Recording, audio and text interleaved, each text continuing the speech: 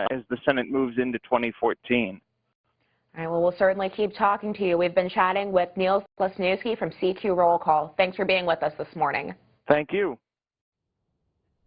The Senate is gaveling in now to start the week. Lawmakers will give general speeches for the first couple of hours before returning to executive nominations at 5 Eastern. 2 on the calendar today. Ann Patterson to be Assistant Secretary of State for Near Eastern Affairs, and Jeh Johnson to head the Homeland Security Department. Votes on those nominations are scheduled for 5:30. Right now, the chaplain of the Senate, Barry Black, is giving the opening prayer. To guide our senators, may they seek to be instruments of your glory, striving to please you in all that they do. Make them so ethically congruent that they practice what they profess.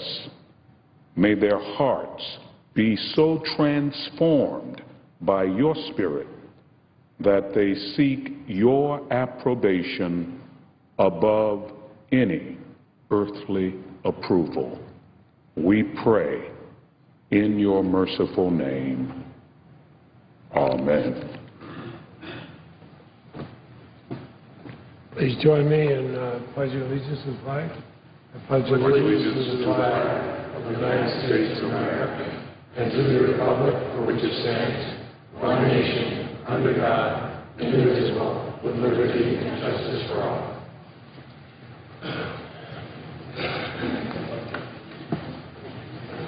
Mr. President. The Majority Leader. I move to proceed to calendar number 243. The clerk will report. Motion to proceed to calendar number 243, S 1356, a bill to amend the Workforce Investment Act of 1998 and so forth, and for other purposes. Mr. President, following my remarks and those of the Republican leader, the Senate will be in morning business till 5:30 this afternoon. At 5:30, the Senate will proceed to executive session. There will be at least three roll call votes: confirmation of Patterson, cloture on Johnson, confirmation of the Johnson nomination. Mr. President, I ask consent that Colin Goldfinch, a fellow of the Finance Committee, and Stephen Jenkins and Kevin McNellis, interns in the Finance Committee, be granted 4 privileges for tomorrow. Without objection, is so ordered.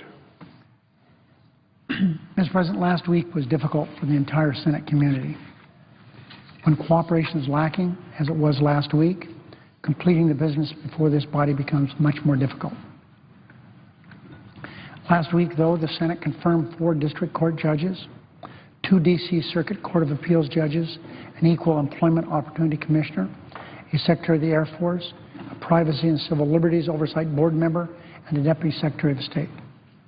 Although we accomplished a great deal, the process was neither easy nor pleasant. This week, the Senate has just as much to achieve as it did last week. And without collaboration, we'll face another daunting vote schedule. But I'm optimistic the same spirit of cooperation that made tonight's votes possible will last all week long.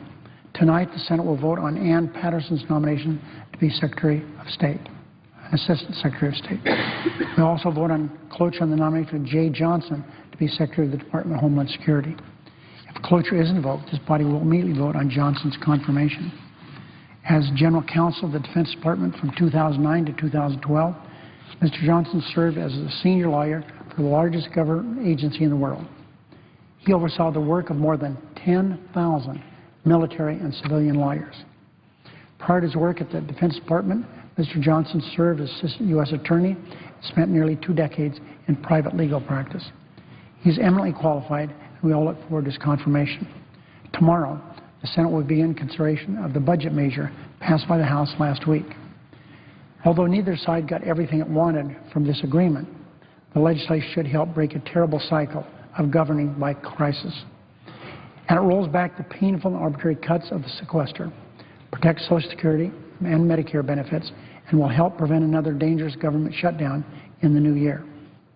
On Wednesday, the Senate will turn to the Defense Authorization Measure, crucial legislation that safeguards our nation, ensures our troops have the resources and training they need, and provides for the military families who support our fighting men and women. The Senate must also confirm Janet Yellen to be head of the Federal Reserve, Alejandro Mayorkas to be Deputy Secretary of Homeland Security, and John Koskinen to lead the Internal Revenue Service. The nomination of Judge Robert Wilkins to be a member of the D.C. Circuit Court of Appeals and Brian Davis of Florida to be District Court Judge are also priorities for us.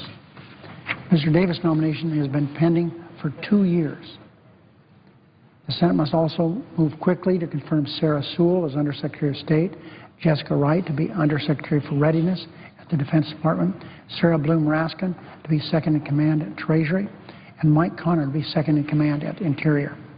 Sloan Gibson, we also must focus on, to be Deputy at the Veterans Affairs Department, and Rick Engler to the Chemical Safety Board. Madam President, Christmas is 1 week from Wednesday. We have a lot to do.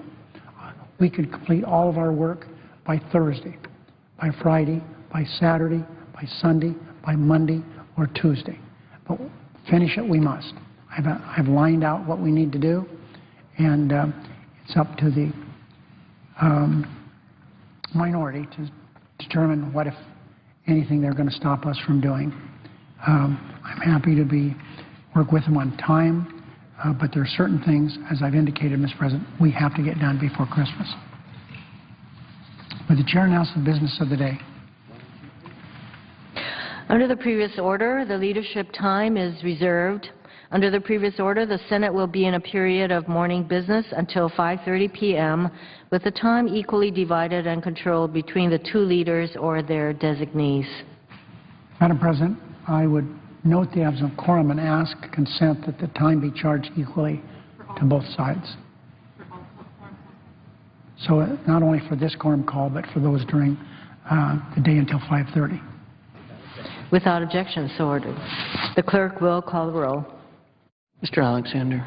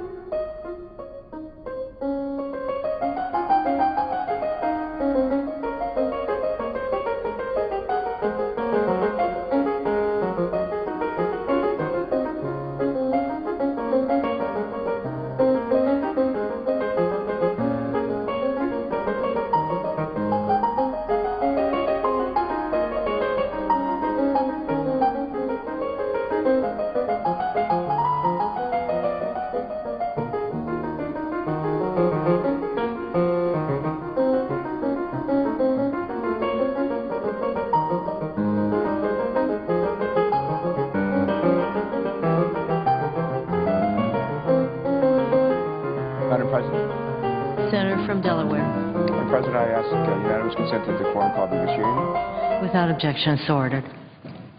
Madam President, I'm proud to rise here today to speak in strong support of the nomination of Jeh Johnson to serve as the Secretary of the Department of Homeland Security.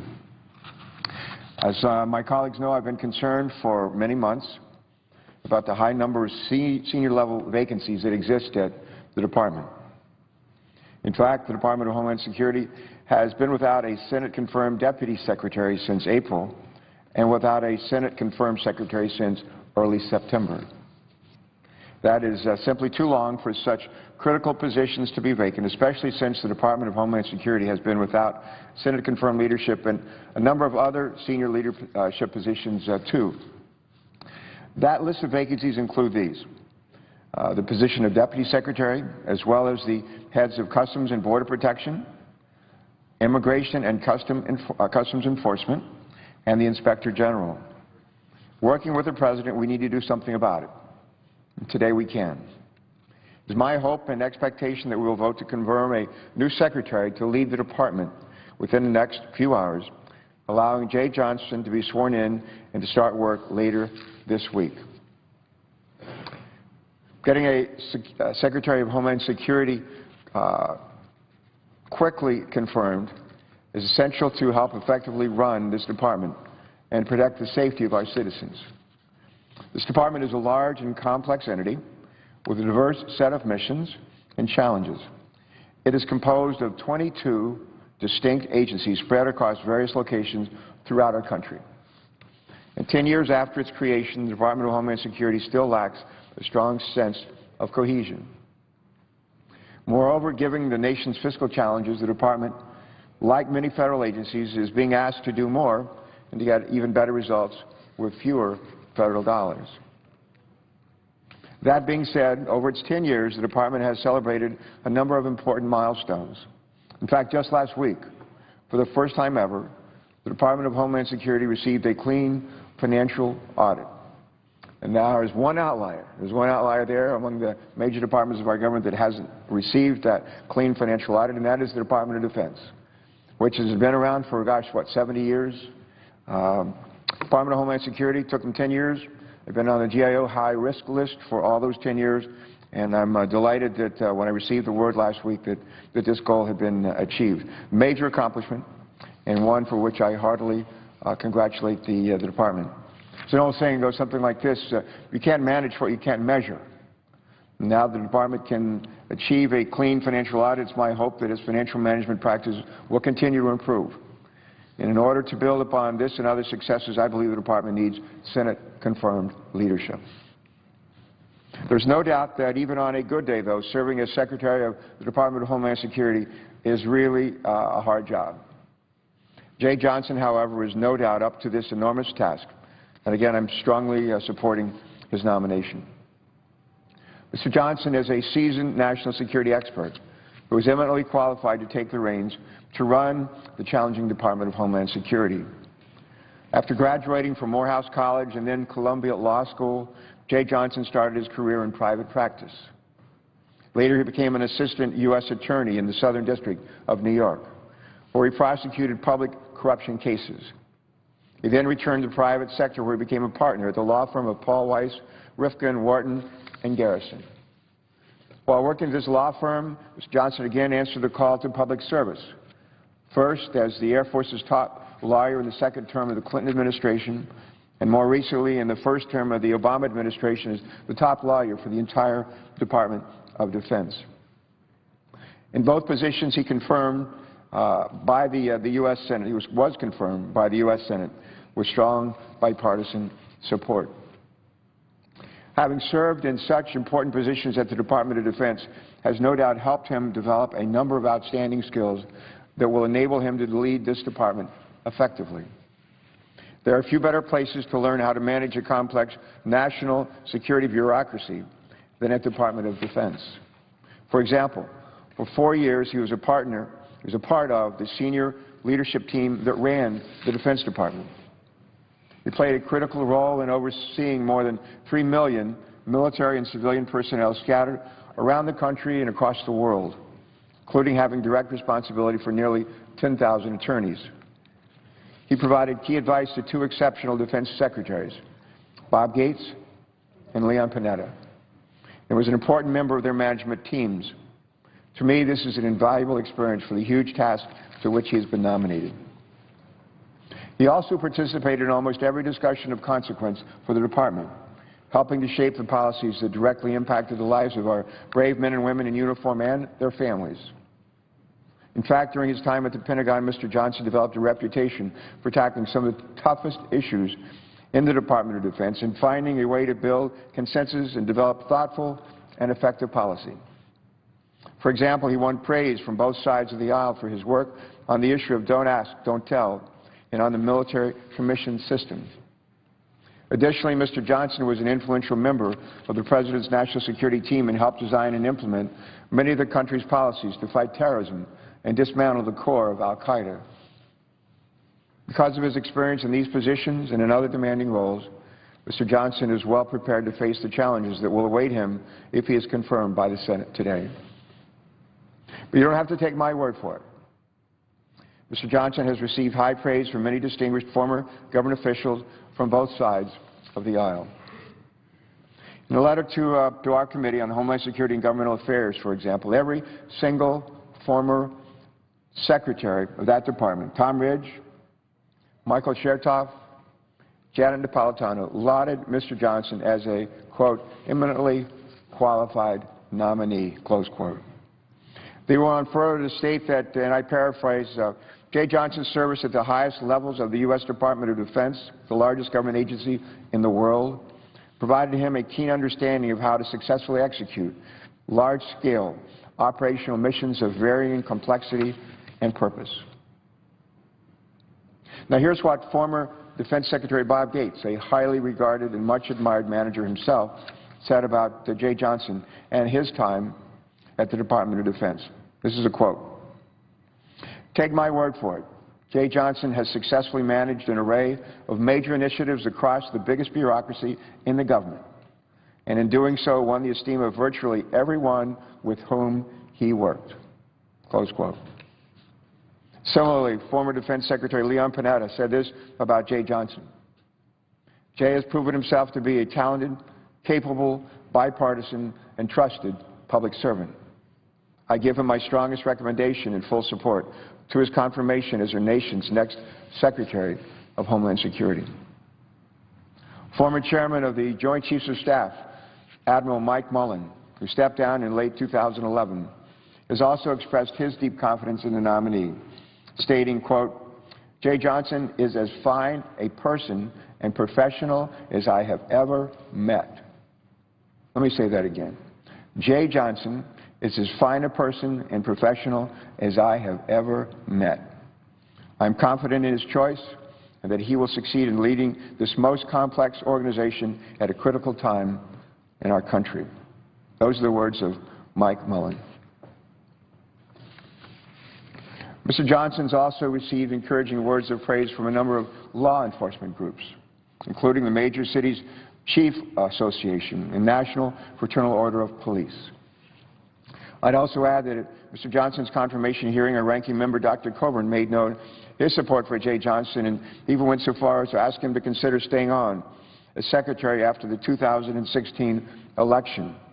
A high compliment indeed. And I might add as an aside, Mr. Johnson's wife was sitting immediately behind him, Madam President, and when Dr. Cohen asked that assurance from the nominee, I wasn't sure if she was going to come out of her seat. And it was in support of the idea. Well, Mr. Johnson is undoubtedly a highly skilled leader. He is just the type of person that we need for this extremely important and challenging position. Mr. Johnson, of course, will not be alone in the task of leading the Department of Homeland Security. It is critically important that Mr. Johnson be allowed to surround himself with a capable leadership team. And we can help. Indeed, we must help. At the Department of Homeland Security alone, there are 14 presidentially appointed positions that are without a permanent replacement. Of these, 10 require Senate confirmation. This is a condition I call executive branch Swiss cheese, Madam President. And as we consider Mr. Johnson's nomination, We must remember that protecting the homeland is a team sport, and those of us in the legislative branch are critical members of this important team. If Mr. Johnson is confirmed, we must do our part to expeditiously but thoroughly vet and confirm his leadership team as well. We need to put aside our partisan differences, work together, and give the President and the Department the entire team it needs to better protect our homeland. That includes confirming Ali Mayorkas for Deputy Secretary of Homeland Security. But today the question before us is Mr. Johnson's nomination.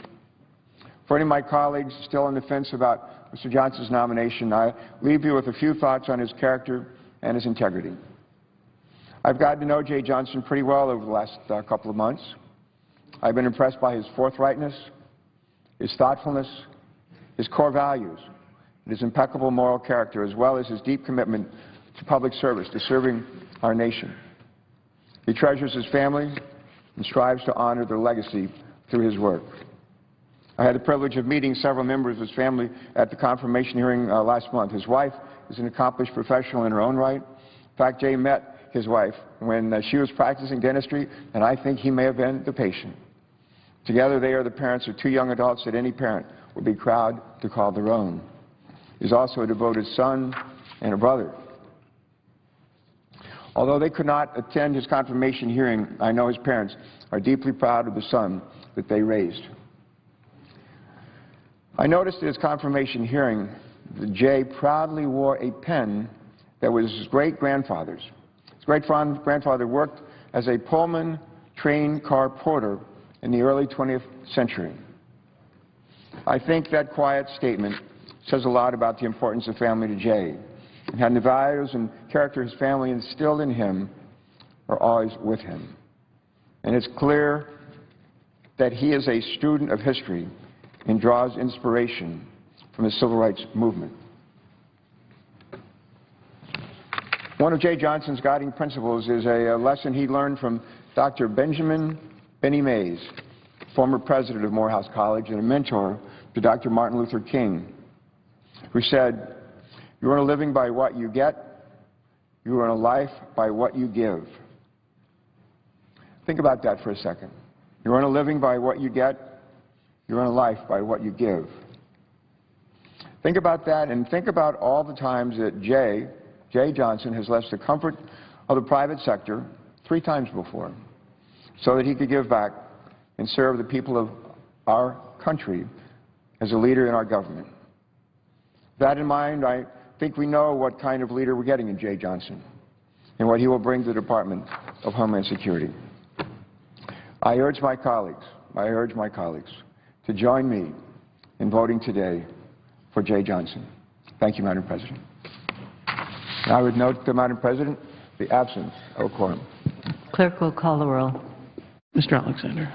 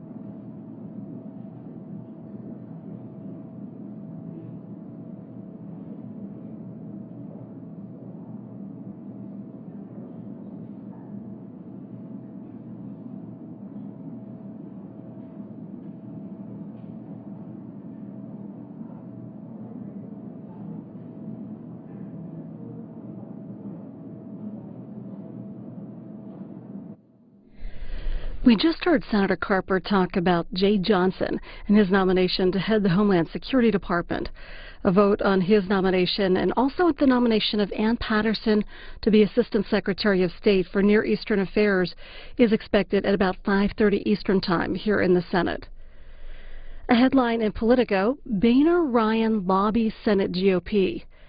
In an attempt to head off a growing Senate GOP opposition to the budget plan, Politico writes that House Speaker John Boehner and House Budget Committee Chairman Paul Ryan have personally urged a handful of Senate Republicans to help advance the plan. The story goes on to say that the two men seem to be having some success. There appear to be 60 votes to break a filibuster during a critical vote that is expected to happen tomorrow. The measure in the budget deal that some Republicans oppose is a cut to benefits for working-age military retirees. CQ Roll Call writes that Senate Armed Services Committee Chairman Carl Levin has pledged to look into the cut when the Senate reconvenes next year. Another issue that's expected to come up this week is the Defense Programs Bill. Senators Inhofe and McCain spoke about it on the Senate floor.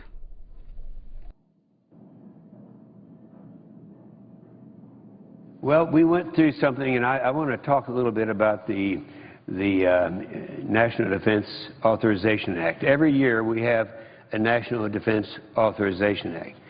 That act is more important than anything else we do around here, in my opinion. Now, if you read the Constitution, it'll say providing for the nation's defense is our major concern. This is what we're supposed to be doing. And so we have always had, in fact, for 51 consecutive years, we've passed an NDAA bill prior to January. And it's always been that way. This is a budget that must take place. Now, this is very disturbing to me because the House passed an NDAA bill some time ago. We in the Senate, in the Senate Armed Services Committee, way back, was it May or June? I guess that it was in June. In June, we passed the NDAA out of our committee, not unanimously, but by almost unanimously, and it was bipartisan, strong bipartisan support to come to the floor. Well, it never came up. And why it never came up is not that important right now. The fact is, we're now in a position where we have to do it and have to have one coming up it has to be this coming week. So anyway, we put together a bill. There's a thing a lot of people don't understand because it's not very often used. But when the House and the Senate are not able to put something together, they go to the big four. They get the Committee of Jurisdiction. In this case, the Senate Armed Services Committee.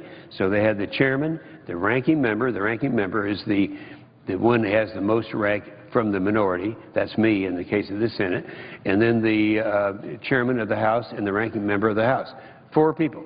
We sat together 10 days ago here in Washington and put together a bill, taking the best parts out of the House bill, best parts out of the Senate bill, and put together this thing. And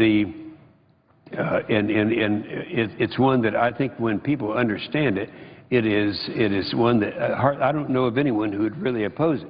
The problem we're having is that the way it was done is not the way it should have been done. It should have been done as it's been done in the past, and that is take about, well, it's been in the last 10 years, it's taken 9 days average to pass this bill.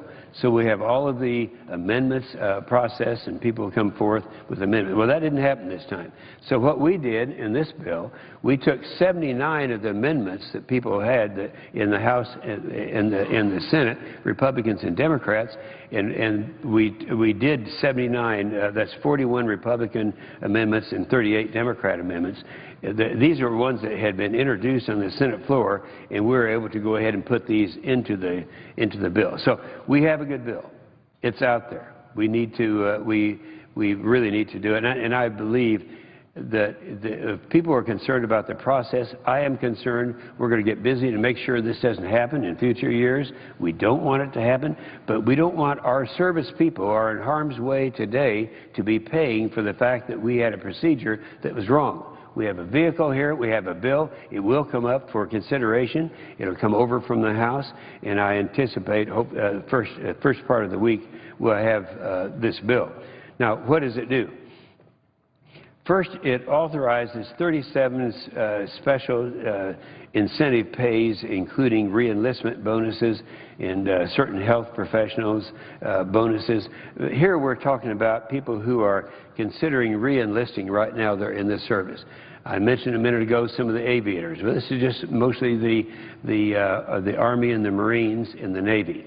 These people are making career decisions. They make career decisions predicated on what they anticipate is going to be out there. And what's going to be out there is what kind of a bonus they'll get at the time. And of course, if in the event this doesn't happen, they would not be entitled to these bonuses if we don't pass this bill. That's how significant it is. When you talk about certain health professional bonuses, they would expire also. And these health benefit bonuses are very significant because these are the people who are the health providers for our wounded warriors. Our wounded warriors, not just the ones that are in our hospitals today, but also in hospice care. And we can't do that to them. But however, if we don't pass this bill, that's going to be a real serious problem. There's been a lot of talk about the sexual assault. We have two senators, both Democrats, Senator Gillibrand, Senator McCaskill, who disagree with each other, but they have amendments. And so what we did is take the parts of each one of these bills, 27 specific reforms to support victims and to encourage sexual assault reporting, and an additional 9 enhancements to the military justice system. Arguably, the one on the floor who knows most about this would be our friend Senator Graham. And I think he's looked at these and agrees that these provisions are really very significant and things that aren't going to be there otherwise. These would have been in the House bill, in the Senate bill, in the regular procedure to pass these bills, but they won't be there if we don't pass this one bill. They are there. Gitmo. Now, I know I look around the chamber and it seems like there's such a diverse attitude toward what we have done in the past and will do in the future with Gitmo. That's the Guantanamo Bay down in Cuba. Well, I've often said from this podium that one of the few good deals that we've had is that we've had Gitmo since the year 1904, and it costs $4,000 a year, and half the time Castro doesn't collect it. So it's a pretty good deal. You don't very often get in government. I do know, though, it's very expensive to house people there, but it does perform a function that can't be performed anywhere else. So last year in the Senate Armed Services, in the National Defense Authorization Bill, we put a provision in there, fortunately at that time, that would restore the 1-year prohibition on transferring Gitmo detainees to the United States and to construct any type of facilities to house them if they're successful in doing that. Well, that wasn't good. I mean, that was because it should have been forever, but it expires now. Now, that means if we don't have this bill, that we will cede that to the President. The President will have total control. If he wanted to take every one of the terrorists out of Gitmo and send them to Yemen or put them in the United States, he could do it. And so that is probably one of the most significant parts of this bill. So this restores the 1-year prohibition on transferring Gitmo detainees to the United States, and it prohibits the construction and the modification of facilities in the United States to house Gitmo detainees. Our training ranges. This bill provides DOD with access to millions of acres of federal land. Keep in mind, this doesn't cost anything. It's federal land for military test and training ranges that are really absolutely necessary for the readiness of our combat forces. We've all heard about the end strength. Under the Obama administration, I've often said that I think he'll go down in history as the most anti-defense president ever. And one of the things that we know is going to happen is the end strength will continue to reduce. This bill allows the Army and the Marine Corps top people to make the decisions as to where this end strength is going to be reduced and by what amount. And by doing this, they can accelerate the strength reductions and save a considerable amount of money. So they'll have the flexibility to draw down faster, save money, and do it quicker and do it better. Without this bill, they can't do that. Military construction. you know, nothing else, no other military construction can take place. But what is worse than that is on military construction that's already been started, this new construction, they would have to stop that military construction. And when you do that, and then you come back later and start it back up again, it costs millions and millions of dollars more, a lot more money. A good example of another area that would be a huge savings in this thing. Right now we're working on several aircraft carriers. One is the CVN-78. Some people talk about the USS Ford. It is a huge project. It's 75% completed. We've already spent $12 billion on it. And in the absence of this bill, that construction would have to stop. Now, I know that we'd come to our senses and maybe in a few months come up with a CR that might have money that would go toward this, but that's still, when you stop and then start up again, it would be millions, hundreds of millions of dollars of cost. That is corrected in this bill. And not to say anything about the number of people who would be immediately released, 4,300 shipbuilders who work directly on the ships and about 1,500 who work indirectly. So it's an economic issue for a lot of people. That's important, but not as important as the fact that it's going to cost hundreds of millions of dollars if we don't pass this bill. The LCS, that allows the littoral combat ship construction to continue at the shipyards. That's in Alabama and in Wisconsin. Again, if it doesn't happen, if this bill isn't passed, that isn't going to happen. Special operations, I think we're all familiar with the special ops guys. I know the holder of the chair is very familiar with that. These are the ones who go out there in harm's way and take the risks and are specially trained.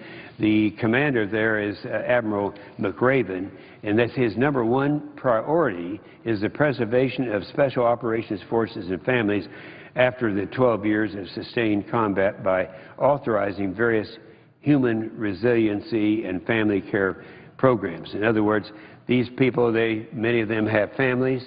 The families are cared for in a way that has been certainly well deserved by the fighter that they represent. And yet those programs would stop in the absence of this. And so I think that's a very important thing, just looking at the human end of it. The family, the mother and the kids that are back there, they have special needs because of the sustained deployment that these great troops have. And I would mention also that in addition to some of the things that we talked about in using some of the federal land, this includes land use agreements to ensure special operations. That's what we're just talking about.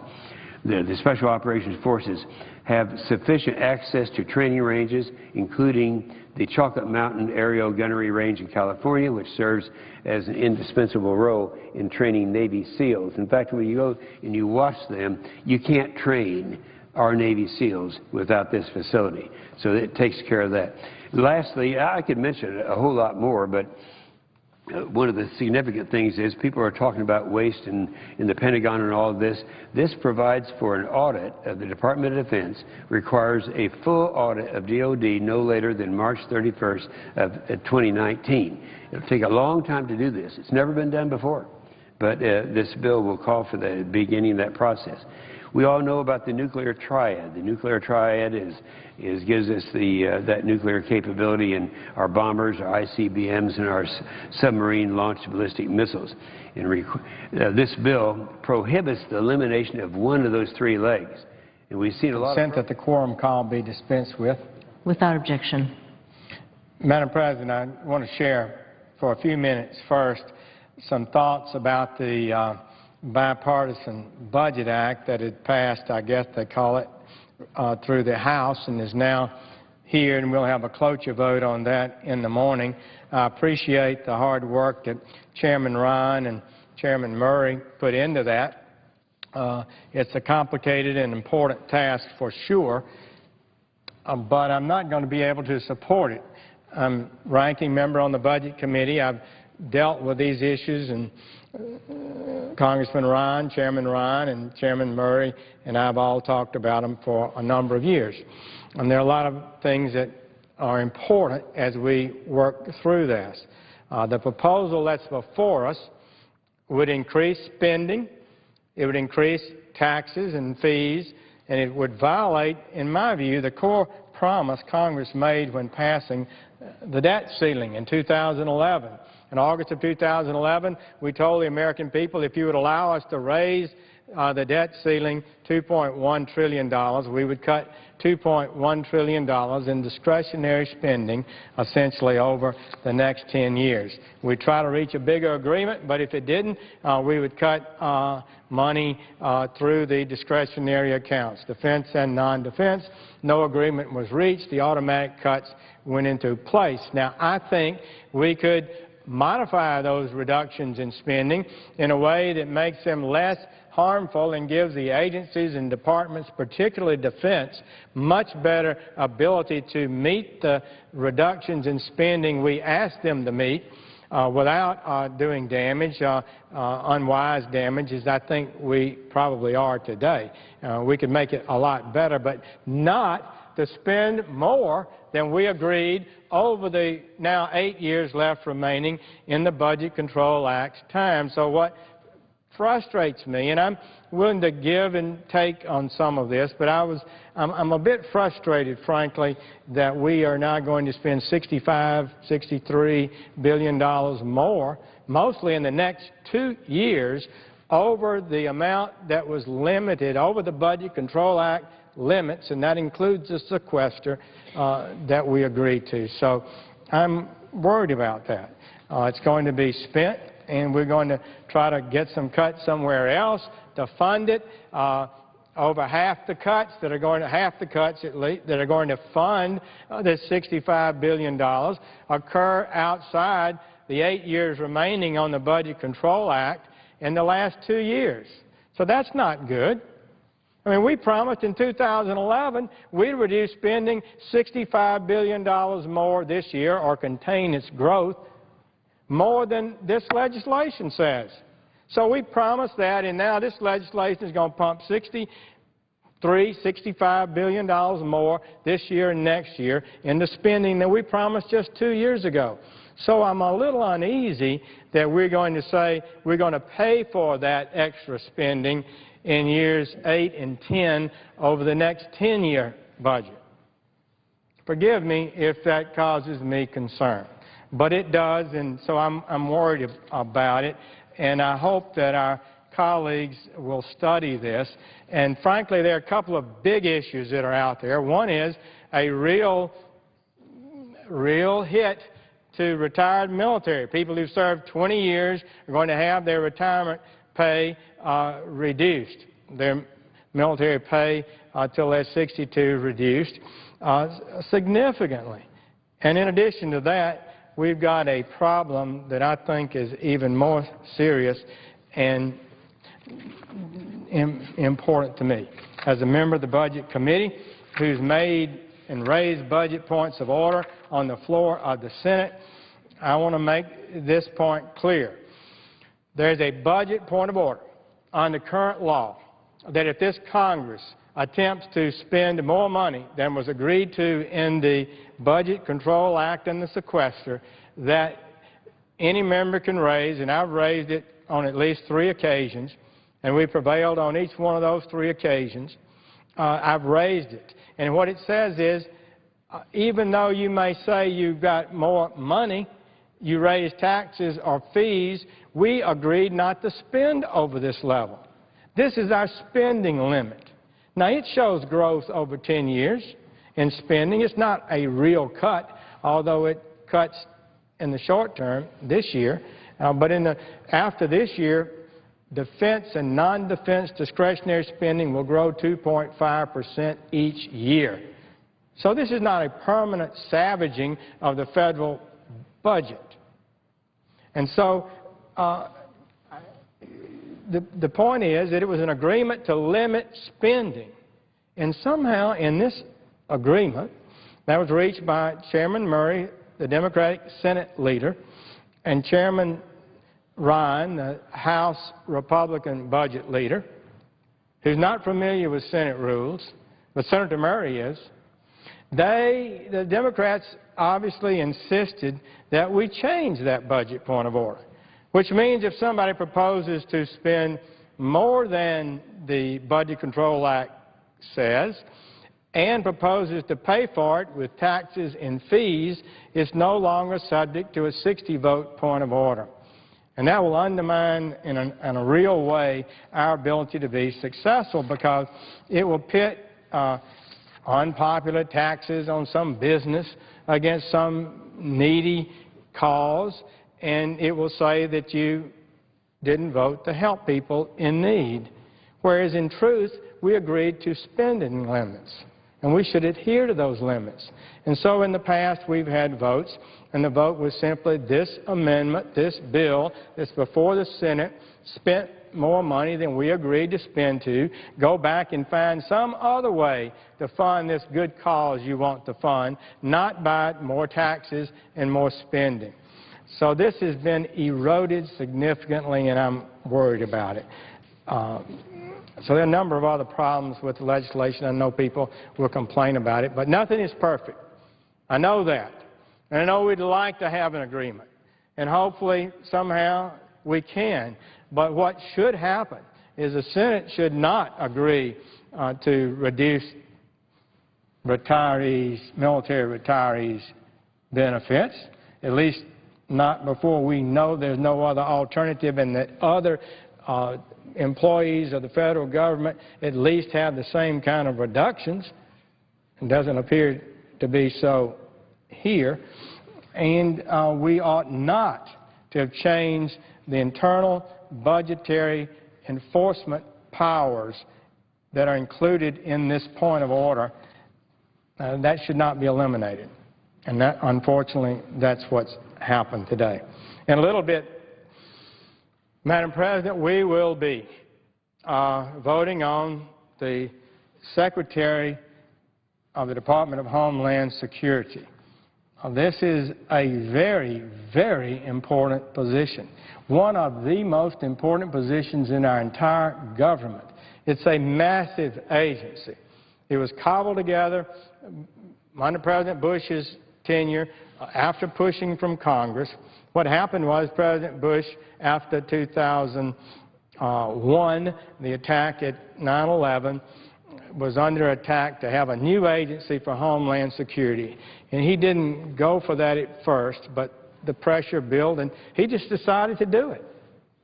He submitted legislation to do so, and I supported it, but being a federal prosecutor, having worked with virtually all of these federal agencies, I probably knew better. It was a big deal, and it's very, very hard to cobble these agencies together with their own history, their own administration, their own policies, their own rules and regulations into one. And I'm not sure it's a totally win-win. But the country did it, and I voted for it eventually, and now it's the law of the land. The problem is it has not yet been brought under control. It has not yet been unified in an effective way. There are over 240,000 employees of the Department of Homeland Security. And we need a strong leader to make this happen. We need a strong leader that can blend these agencies into one harmonious whole. I don't know why Coach Nick Saban came into mind or whatever, but you need somebody who's strong enough to drive the special interests, the old historical biases, the old ideas of doing things into one focused whole to a goal to make this the best agency in the United States government. That's what we need, and the nominee, Mr. Jeh Johnson, doesn't come close to that. He is not a good choice for this. I'm not saying he's not a good man. I'm saying he's not a good choice. Let's go over some of the things here. With over 240,000 employees, the Department of Homeland Security is the third largest cabinet-level department, behind only the Department of Defense and Veterans Affairs. And it is less cohesive than those two by far. When it was established, it subsumed 22 government agencies, all came together. Some of the many DHS components that it still exists today as part of Homeland Security include the U.S. Customs and Border Protection Service, which itself has 25 component parts. The U.S. Citizenship and Immigration Service, which itself has 21 parts. And they are an unhappy group. And they have complained to this administration by lack of support and lack of commitment to law. Their officers' associations have. The United States Coast Guard is part of Homeland Security. FEMA, the Federal Emergency Management Agency, which has 37 component parts. U.S. Immigration and Customs Enforcement, ICE, the Office of ICE Principal Legal Advisor alone has 41 component parts. ICE is an important agency. It has been decimated under this administration. They have voted no confidence unanimously in their supervisor, John Morton, who finally retired. All of these report directly to the Secretary of Homeland Security. Secretary Napolitano, before the Judiciary Committee 2 years ago, 2.5 years ago, I asked was she aware that the ICE Officers Association's morale, according to government surveys, were virtually the lowest in the entire United States government, and would she meet with them? And she didn't make a commitment to do so. So a year later, she comes back before the Judiciary Committee, and I said, have you met with them yet? No, she didn't meet with them. So this is a big problem. The United States Secret Service, the group that protects the President and agency. The TSA, the Transportation Security Administration, the airport security people, 21 component parts of that entity.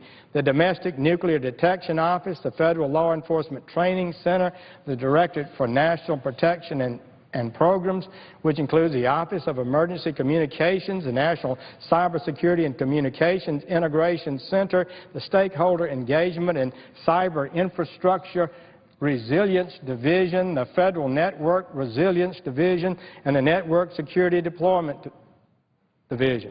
Now, I was a United States attorney, worked with many of these federal agencies for years, but I never heard of those. But they're out there and they're important. The Directorate for Science and Technology, which has 37 component parts. The Office of Infrastructure Protection, which has 5 divisions. The Office of Operations Coordination and Planning. The Office of Intelligence and Analysis. And that doesn't include 10 other offices.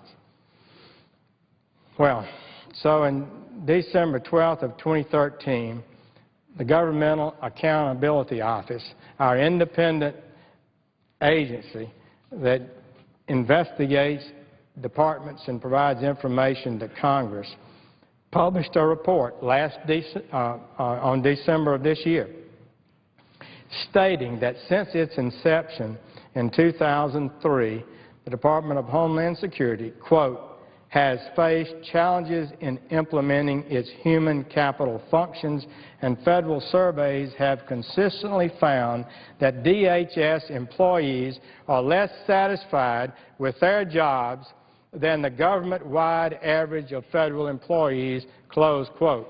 And some of those agencies are at the very bottom of satisfaction and so forth.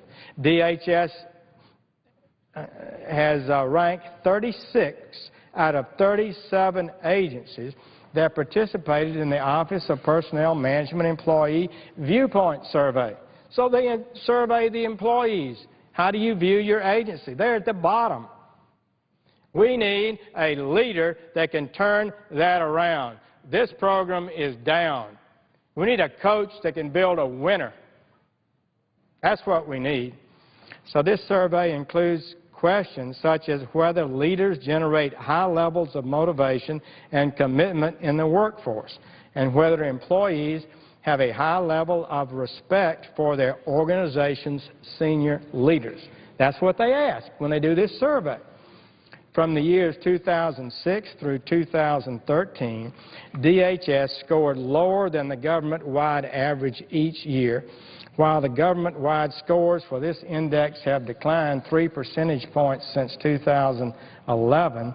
DHS's scores have decreased even more by 5 percentage points from their previous level. So what my point is that this is a massively important agency that we spend billions of dollars on, and it needs a top-flight manager, a proven leader, somebody who understands law enforcement. Could be a governor, could be a state attorney general, but in my opinion, you really need somebody, Mr. President, who is a federal law enforcement officer, who's been a leader or deputy leader at the very tops of some of these agencies, the FBI, the Secret Service, the Coast Guard, somebody who understands these issues and is committed to turning this agency around. But I got to tell you, the secret is there's no real intent to turn this agency around, because the immigration system, the U.S. Customs and ICE, the Border Patrol, the Customs and Immigration Service that evaluates requests for admission to the United States, those are all in disarray. And this administration's goal is to further undermine their ability to be effective, because they don't really want vigorous enforcement in these agencies. And that's one reason their morale is so bad. The ICE officers of the United States of America filed a lawsuit in court in Texas, and they said their supervisors were instructing them not to fulfill their sworn duty, which was to enforce the laws of the United States. And the lawsuit went on for some time. It eventually got dismissed on technical grounds, but the judge found that the supervisors of these agencies, the top people in these agencies, could not direct people not to enforce the law, which is what they're doing. And we can go into that in some depth. And I am going to do it. If I have the time, I'm going to do it this afternoon, I'm going to do it tonight, and I'm going to document for the last 4 or 5 years the systematic actions by the President of the United States and his Homeland Security officers and secretary and subsecretaries to undermine law enforcement. Not to help our officers do better, but to block them from doing their job. It's just breathtaking, and we've had too little discussion of it. And Jonathan Turley, legal scholar, supporter of President Obama, I believe, has said this goes beyond. This crosses the line. This goes beyond what an executive power that the President has. It goes beyond his power to basically tell his agencies to implement a DREAM Act law that Congress 3 times refused to pass. Congress wouldn't pass it, so he directed his agencies to do it anyway. Professor Turley said this is a breathtaking violation of the Pattersonian concept of 3 branches of government. And it crosses the line, and he was crystal clear. And if I have time, I'm going to talk about what he said about that. So Mr. Johnson, who's a nice individual and capable, is a lawyer. And he came by to see me, and we talked some about this.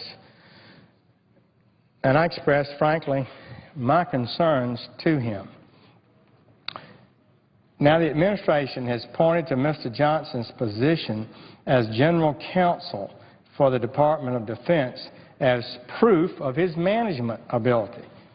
That position is actually substantially equivalent to being an Assistant Secretary of Defense. And there are 15 of those.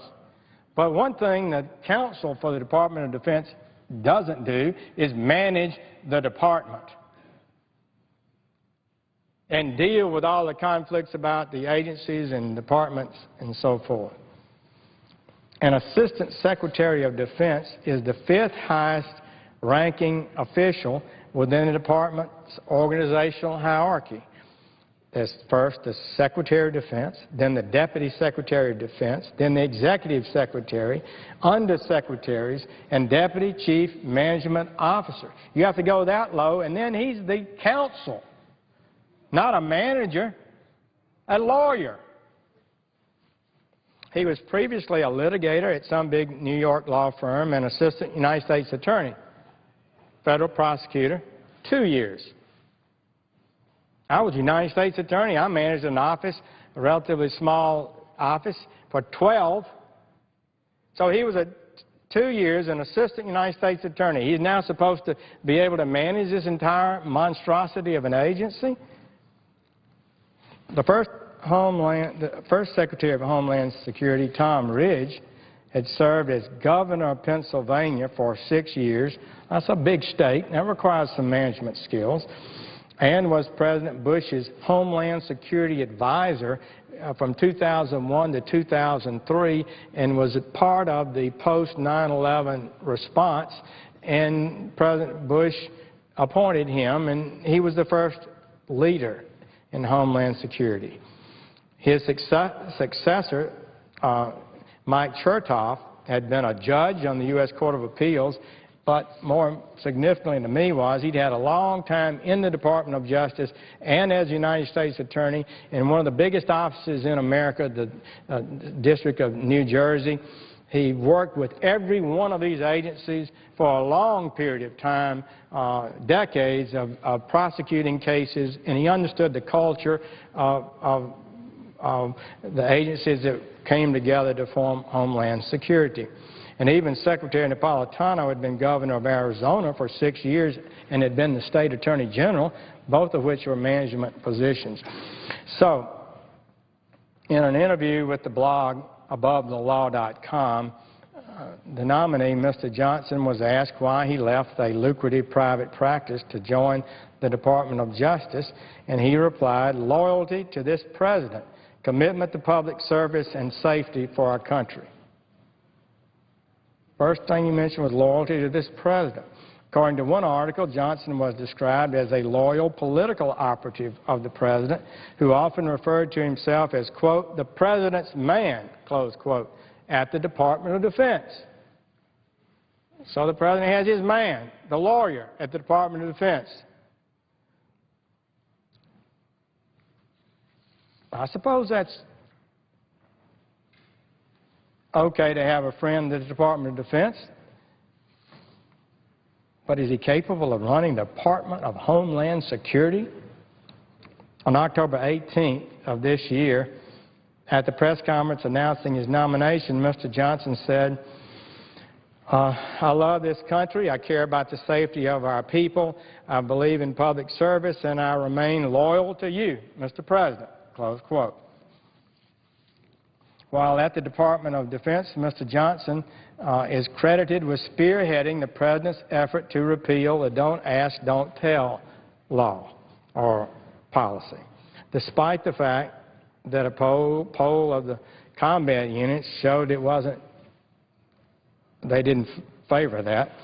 A report he produced dismissed these attitudes as laden with emotion and misperception. He was hailed as, quote, a hero of Don't Ask, Don't Tell repeal by the Washington Post. I think that's the thing he's been given most credit for, being active in that issue. I'm not saying that's disqualifying. I'm just saying that's kind of what he spent his time doing in the Department of Defense. He wasn't dealing with how much aircraft carriers ought to cost. He wasn't dealing with the kind of weapons we need to be building today to be used by our military down the road, and doing so within a constrained budget. And according to Senator McCain recently, the White House instructed Mr. Johnson not to be responsive to senators' requests for information in relation to his nomination, and he has complied with that instruction. I think it was a concern of Senator McCain the cabinet members have a duty to be responsive to the United States Congress, and that when you ask a nominee or a cabinet member, they need to respond. And if they're going to be loyal to the president to the extent they don't respond to legitimate questions from Congress, then maybe they don't need to be confirmed to the job. Are they not going to respond? And who at the White House told him to do that? It wasn't the president, probably. It was probably some staffer, maybe in his 30s. Never done any of this stuff before. They decided politically they didn't want him to answer questions, so they told him not to, and he didn't do it. And we're having a problem today with this. This is getting responses is an important matter for any cabinet head. But, of course, he had some other matters, and I'm not attacking Mr. Johnson's integrity. I'm not attacking him in any way personally. But according to the Federal Election Commission, he has donated over $130,000 to various Democratic candidates since 1998, including $30,000 to the president's 2008 campaign. According to the website opensecrets.org, Mr. Johnson was a bundler for President Obama's 2008 campaign to the tune of $65,000. He also served on President Obama's fundraising committee. He's donated to many other groups. So I guess and it was a counsel to Senator Kerry's 2004 campaign. So look, he's an insider. He's close to the president. They're close personally. He's perhaps a good lawyer, maybe have some good political skills, but we have a department that is in disarray, the most department hurting perhaps more than any other department in Washington, a massive department that needs real leadership. They need a new coach. They need somebody to whip them into shape, to break down these barriers and to eliminate the petty turf fights that are still going on in that agency. We need strength and integrity and a commitment there that I just don't see Mr. Johnson has ever had the opportunity to demonstrate. He's not been trained in those kind of issues, and he's had no example of it.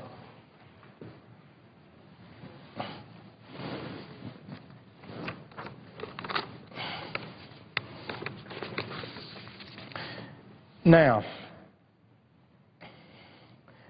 most of my colleagues remember the execution of the nuclear option in this very chamber, in which the majority leader broke the rules of the Senate to change the rules of the Senate, to eliminate the ability of the Senate to have 60 votes to confirm nominees, though most of the president's nominees were being confirmed and overwhelmingly have been confirmed.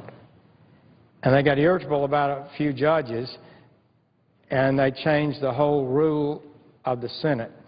And it's a devastating change for a lot of reasons. One of the ramifications is, with loyal Democratic senatorial support, Mr. Johnson doesn't have to respond to my letter, doesn't have to respond to the inquiries of Senator McCain.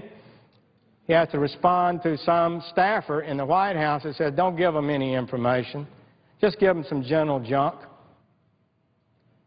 And he's still going to get confirmed because we got 55 senators. And you only have to have 51.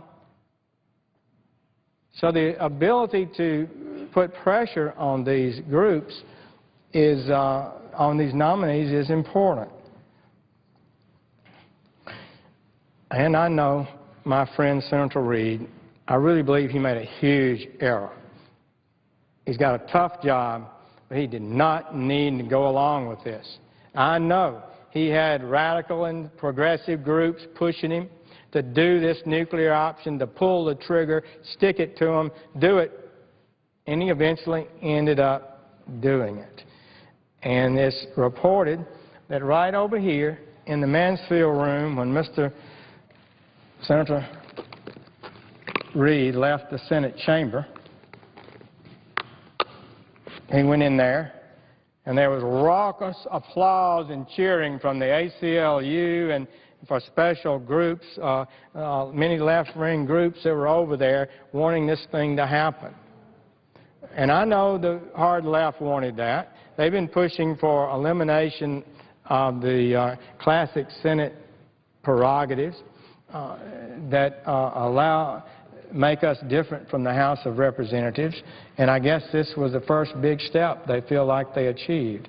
And it certainly has undermined our ability to ask this nominee, before we confirm him to this hugely important agency, to get some commitments from him about how he's going to manage this agency. So Senator Grassley, and I'm ranking Republican on the Budget Committee, but Senator Grassley ranking a Republican on the Judiciary Committee, Senator Hatch ranking Republican on the Finance Committee, Senator Cornyn, second in command, whip in the United States Senate for the Republicans. Senators Lee and Cruz sent a letter to Mr. Johnson on November 15th regarding several issues, most of them focusing on the outright refusal of this administration to enforce immigration law as written. On Friday, we received a letter that can only be described as insufficient. He refused to answer, really straightly, a single question, providing his quote, more general views as they exist at this stage. Now, what kind of commitment is that? I'm going to give you some of my more general views as they exist at this stage, close quote. Now, is that the kind of response the United States Congress should expect from a man about to head this agency? I'm sure it's the kind of response the White House staff told him to give. Mr. Johnson's answers are critical to the ability of senators in this body to properly judge him. It goes to the essence of his qualifications for the post and one of the central areas of responsibility under his direction. According to Senator McCain, Senator Johnson said the White House prevented him from giving more complete answers. Now that President Obama, Majority Leader Reid, and the leftist interest groups have decided and successfully nullified the Senate's constitutional right of advice and consent, why should any nominee be responsive to questions on any topic, let alone controversial ones like, will you enforce the immigration laws of America? Isn't that something we ought to be able to ask him? Or will you continue to direct your officers to violate their oath and not enforce the law faithfully? Which is what's being done right now, as I will document if we have time to do so. This department has been at the epicenter of this administration's refusal to enforce our laws. The administration's political appointees have amounted to little more than rubber stamps, and they've abdicated their sworn duty to enforce the law. The White House has summarily suspended entire portions of federal immigration law, granting unilateral reprieves to people based on everything from family connections, age of entry, and criminal record. And these policies, I fear, are only the tip of the iceberg. The one thing that Mr. Johnson was clear about in his letter is that he supports the Senate's immigration bill. One that passed the Senate, but the House has said it was dead on arrival. This bill provides amnesty without ever securing the border, and that further erodes interior law enforcement. And what's left is even weaker than current law. It is weaker. It provides the Secretary of Homeland Security unprecedented discretion and waiver authority. One of the big problems is that the reason the law is not being enforced is the Secretary says, I'm waiving all these portions of the law, and that's why you don't enforce them, law officers. Well, under the bill that cleared the Senate, it gave even broader power to the Secretary to not enforce plain law. So I would think there's no doubt that if Mr. Johnson is confirmed, he'll use the additional powers he has to even further undermine enforcement. Speaker Boehner of the House has said that they will not take up the Senate bill, but will take up several immigration bills in a step-by-step approach. But does anyone believe this administration will actually enforce anything that they pass? They're not forcing current law. I urge the House to ensure that really before they get into passing laws and conferring on any kind of comprehensive bill, that they start insisting and help us insist that this administration enforce the law that we have. If they just refuse to do it, why should we assume that passing a law has any ability to change the path we're on? So the first responsibility of Congress must be to restore the rule of law, to secure the border, and bring the administration into compliance with the laws of the United States. Until that happens, there's no reason or basis to offer up any legalization plans considered in Congress. Congress cannot capitulate into this overreach. And the first place we ought to start is Mr. Jeh Johnson, the nominee of Homeland Security. He has the customs officers, the Border Patrol officers, and the Immigration Service. Those are all under his direct control. And they need to be strengthened and not further undermined.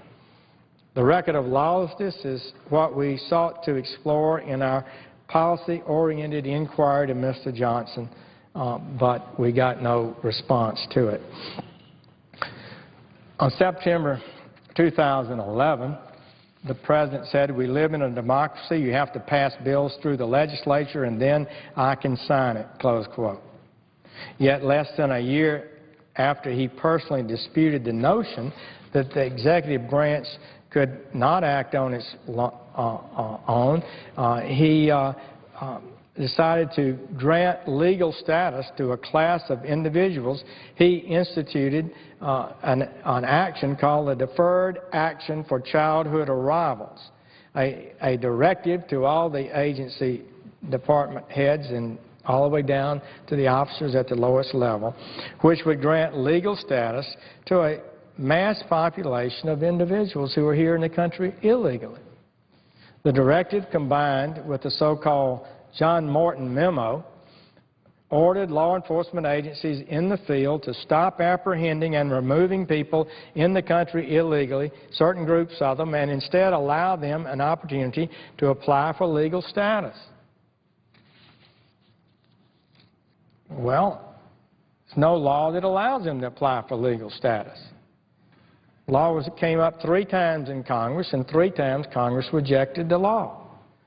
As Professor Turley said, this is a big deal. Congress 3 times rejects a law, and then the President directs his officers to execute a law that was never passed, in fact, rejected. The President told an audience in November of this year that he did not have the power to halt deportations, stating, quote, "If, in fact, I could solve all these problems without passing this through Congress, then I would do so. We're a nation of laws. The easy way out is to try to yell and pretend like I can do something by violating our laws." He said that, but he's doing just the opposite. His statement is accurate. Every member of Congress should be alarmed by this. I asked my Democratic friends who've been awfully quiet on this issue, what would you do if a president refused to enforce welfare laws or minimum wage laws or fair housing laws? What would you do if a president circumvented Congress to implement a policy that you disagree with and Congress had explicitly rejected? Would your reaction be the same silence that we're seeing today?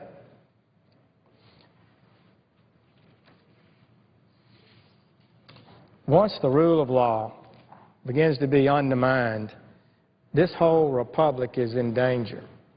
And the American people get it. They talk to me about it all the time.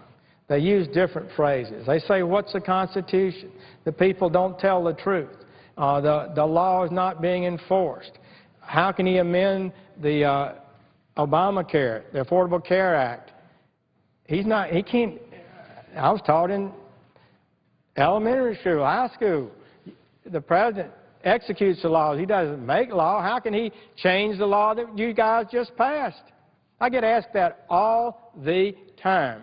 And I have to say it's not a frivolous question, because we have an abuse here, as Professor Turley and others have said, is very significant, and it's got to end.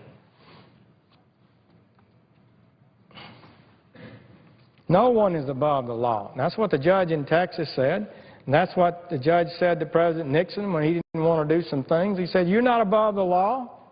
They said it to President Clinton, too. Failure to uphold our laws violates our legal and moral responsibilities to our own citizens and those who came to this country legally, and creates the preconditions necessary for a repressive and capricious government. And when the majority leader can stand before this Senate, and the rules of the Senate say to change the rules of the Senate, you must have a 2/3 vote. And to shut off debate, you must have 60% of the people to vote for it. And make a parliamentary inquiry and and overrule the parliamentarian and the presiding officer who rule exactly that, and say that we can shut off debate on presidential nominees with 51 votes, something bad has happened. That is a real clear problem that we've got. Now, I talked to Mr. Johnson. We had, by chance, an opportunity to have a few minutes in my office, and he said he had supported the law. So I asked him why he wanted this job, because he was not going to be allowed to enforce the law, because this president's policies were contrary to that. He had his own ideas about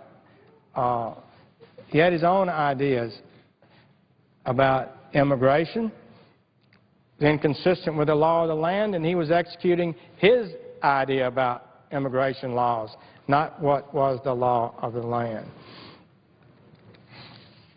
So I'm going to detail, if I don't finish, I'll offer it for the record and maybe speak on it later, just a long, continuous trail of violations of law and improper policies designed to block the enforcement of law in America concerning immigration. It's really stunning, and we should be talking about that with Mr. Johnson, but he doesn't have to answer our question. He just says he'll give you some general ideas about what his views are and the views that he has at this time. Of course, they may change.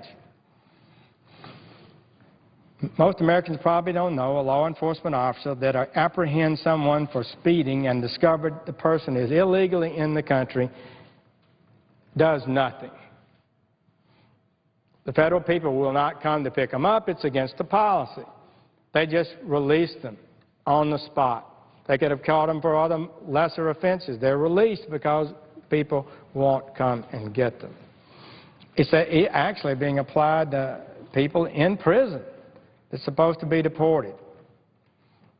In early 2009, there was an Immigration and Customs Enforcement raid, and this court explains how we got into this. In 2009, initiated and planned while President Bush was in office, and he's been weak on enforcement of the laws too, but he was actually getting a little better. He called out the National Guard, and the momentum was moving in the right direction. So they executed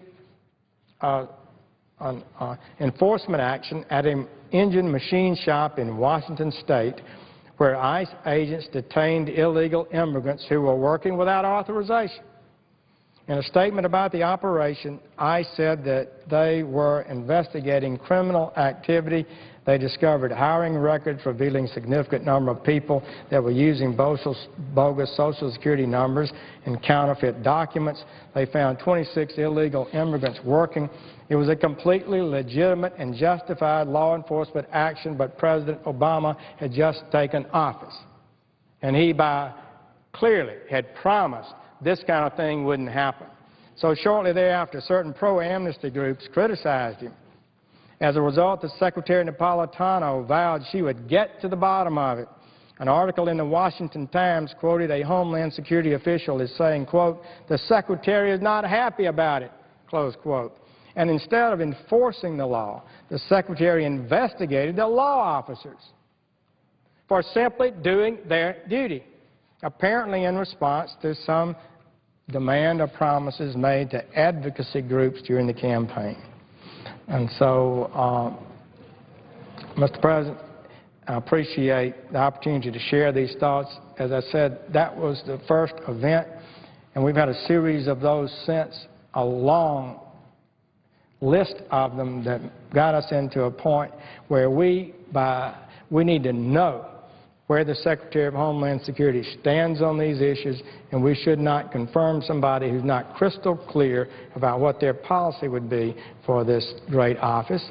And we shouldn't confirm somebody who has no apparent training or background or capacity to be the kind of strong leader we need at this point in time in history. I see Senator McConnell is on the floor. I appreciate his leadership in trying to make sure we adhere to our spending agreements and do the right thing on our spending. Thank you, Senator McConnell, for your steadfast and solid, good judgment as we've wrestled with some very tough issues. I would yield the floor. Alabama. The Republican leader. For his kind words, and commend him for the great job he's been doing in outlining